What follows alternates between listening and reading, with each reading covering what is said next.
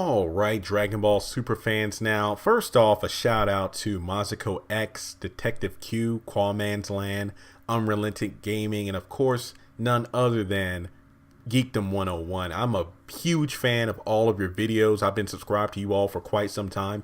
And if you ever watch the video, then I hope that's great because you all do such great quality Dragon Ball work that I want to try to do a video on my own that might actually spark your interest, and maybe you can help stretch out or elaborate on the topic if you feel that, you can work it into your schedules, because I know you all are super busy with what you do.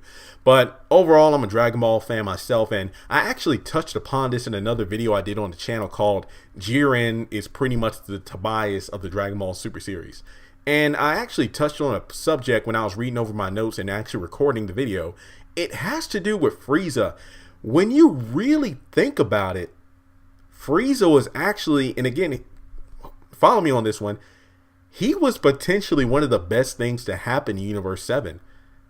When you look at everything he did in his empire, being the destruction of planets, having his soldiers pretty much destroy a planet, well, not destroy a planet, but wreck it, get it ready for sale, by eliminating the entire population, selling the planet, and then the buyer would do what they will with it. In some instances, I believe they might actually try to reconstruct the planet and make it habitable again and do what they will with it. So pretty much, if anything, when you really think about it, Frieza was both a god of destruction and a god of creation in Universe 7. Now, yes, I know Frieza's not a god, but just listen to me on this one.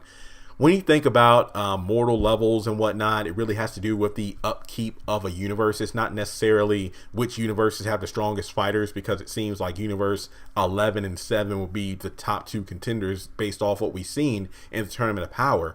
However, they're in the tournament itself, meaning they aren't even in the top four. Now, you think about what Frieza, and again, I believe Geekdom and I think Mazco X talk about the most, how much they hate the fact that there's only 28 planets with living creatures in Universe 7, which makes absolutely no sense. Yes, I know Majin Buu went on rampages. I know Frieza was destroying planets, and the list goes on, but 28 planets? Seriously?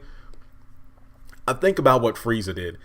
He was pretty much the businessman of Universe 7. I mean, while Beerus was sleeping and just blowing up planets, if he didn't like the food or if somebody pissed him off on the planet, they were gone. So pretty much, if anything, he was hurting the mortal level because he wasn't destroying planets that needed to be destroyed. If anything, most of his destructive rampages might have been destroying planets that were actually pretty high on the mortal level. If anything, they were doing good for Universe 7, but because Beerus felt like they did bad, it's like, you didn't have a company enough pillow, or your food gave me indigestion, I'm going to blow you up. And then Supreme Kai, bless his heart, like, I know Daikaio and all the other Supreme Kais were killed off, so if anything, it's almost like if a student, a fourth graders in class, and the principal and all the vice principal and all the teachers get killed, and next thing you know, he's the teacher of the class. How well do you think that class is going to run? Exactly. It's the same thing with Supreme Kai. He doesn't know what he's doing because nobody was really there to teach him what to do. He doesn't know anything about, any of the lower ranking mortals, so to speak. He didn't know about the Saiyan power. If anything, that's the one thing about the gods I didn't understand. Frieza was the end all be all. Like, nobody said anything about Cell. Nobody said anything about Majin Buu. I know Supreme Kai did, but that's only because the Kais were affected. Now, imagine if Majin Buu never attacked the Kais. Like, Majin Buu was just a destructive force in the universe. How much you want to bet nothing would have been done about Majin Buu, because Majin Buu never came to the Supreme Kai planes and fought, murdered, or absorbed the other Kais? I feel the same way about, Cell. Like, because Cell wasn't a otherworld threat, he wasn't dealt with. I mean, you look at the fact that when Cell was powering up, I believe when he first became Perfect Cell, his energy was felt all the way on New Namek. And you just think about the fact that the Supreme Kais might want to do something about this, but he didn't. It was all about Majin Buu.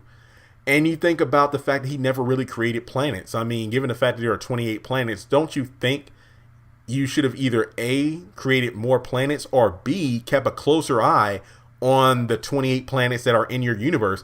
the fact that he didn't even know about Goku, Vegeta, and everybody else made no sense whatsoever. To him, Frieza was one of the most powerful beings, but the other Supreme Kais that were killed off, they could have defeated Frieza with one blow. Okay, well, how about Cell, whose Kamehameha wave was enough to apparently destroy the entire solar system? Or you look at the fact that Majin Buu, when he woke up, he was a dangerous threat. But you know about the boar from the demon realm. You thought Pui Pui, Yakan were big threats that nobody can defeat. Yet Goku and Vegeta took them both out with ease. So you just look at the fact that Frieza was doing a better job than Supreme Kai, because Frieza, as we know of, had 79 or more planets in his employ. And each one of those planets, for the most part, seemed to have Frieza soldiers on there, or at least some kind of race that he enslaved to do his bidding. And even though it was filler, I know it's filler now, when Vegeta went off into space during the Garlic Jr. saga to look for Goku to become a Super Saiyan himself, he pretty much stopped at all these various Frieza planets and destroyed all the soldiers, pretty much to get the message out that Frieza's dead, but also to ask about the whereabouts of a Saiyan, Kakarot, who's also called Goku. Even though that was in the Garlic Jr. saga, we know that Vegeta went off into space in the manga as well. So, again, it's not confirmed, but it wouldn't surprise me if Vegeta was on the lookout for Goku by going to these different Frieza planets that he knew about, because he was in the Frieza Empire as well. So, the fact that Frieza had a business organization going on, he really kept the mortal level up when you really think about it. And the fact that he pretty much was responsible for the destruction of a lot of planets, as well as the rebuilding of different civilizations that he had wiped out, whatever the case may be, he actually did a pretty good job of keeping the Universe 7 in check. So it would be interesting to see how well Universe 7 would have ranked if Frieza had never been wiped out, because we know that, if I'm not mistaken, Universe 7 was the next to last one on the mortal ranking list, Universe 9 being the worst, with Universe 7 being right above them. That's why those two universes were chosen for the exhibition match. So with that being said, I mean, even though Frieza is by no stretch of the imagination a god, but he holds himself to be one, the Emperor of the Universe, hear me out on this one. Do you think that Frieza was possibly the best thing that happened in Universe 7? And I think even Beerus pointed this out in the manga and anime when they were trying to find the last fighter for Universe 7's team. It's like, this is all your fault for wiping out Frieza and the Frieza army. Now we have nobody but people on this planet Earth to help fight in the tournament. So even Beerus pointed out the fact that, hey, even though Frieza was a bad guy, he had something going on with some of the strongest warriors, in the universe. So it's interesting to say that, Frieza is the MVP of Universe 7, or was, before he was killed off, as well as most of his army. So with that being said, let me know your thoughts in the comments below. Do you think that Frieza was doing a better job of being both a god of creation and destruction than Shin and Beerus in Universe 7?